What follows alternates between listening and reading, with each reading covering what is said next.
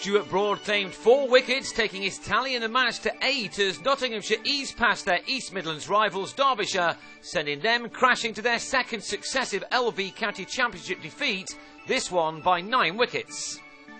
The final day began with home side Derbyshire having it all to do to save this game.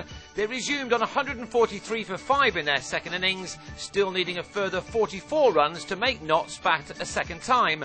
But on a docile pitch, they were given a chance of saving the game as Dan Redfern and David Wainwright battled into the second hour, by which time their side were ahead.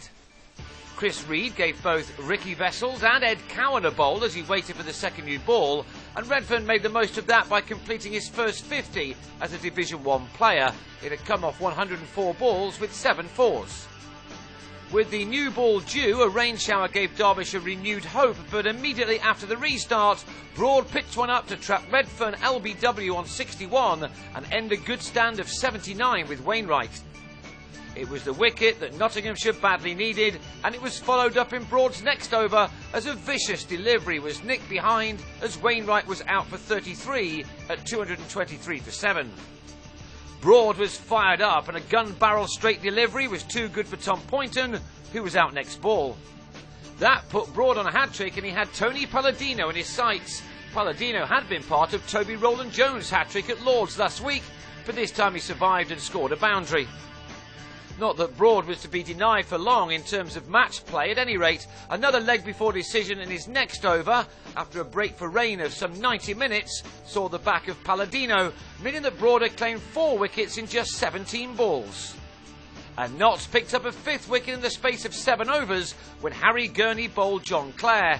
From 218 for 5 at the rain break, Derbyshire had been dismissed for 229 to set their opponents a target of only 43. The visitors wanted to get the job done before any more rain swept in, but they lost Alex Hales in the first over as he edged a cracker from Tim Grunewald behind. But Cowan and Michael Lum wasted no time in taking their side over the winning line to quickly extinguish their opening match defeat to Middlesex. Lum especially looked in great touch as he struck 5 boundaries in his 24 not out. The 5th of them took his side home, the 43 runs they required coming off only 34 balls. It had been a comfortable win in the end, although they had at times been made to work hard for their victory, one which will doubtless kick-start Nottinghamshire's season. For Derbyshire, this was a second heavy defeat in a row. The margin of victory was 9 wickets, and that gave the visitors 22 points ahead of their next game at home to Durham on Monday, a game Graham Swan will play in. Derbyshire now travel north to Leeds to take on Yorkshire, and they quickly need to turn things around.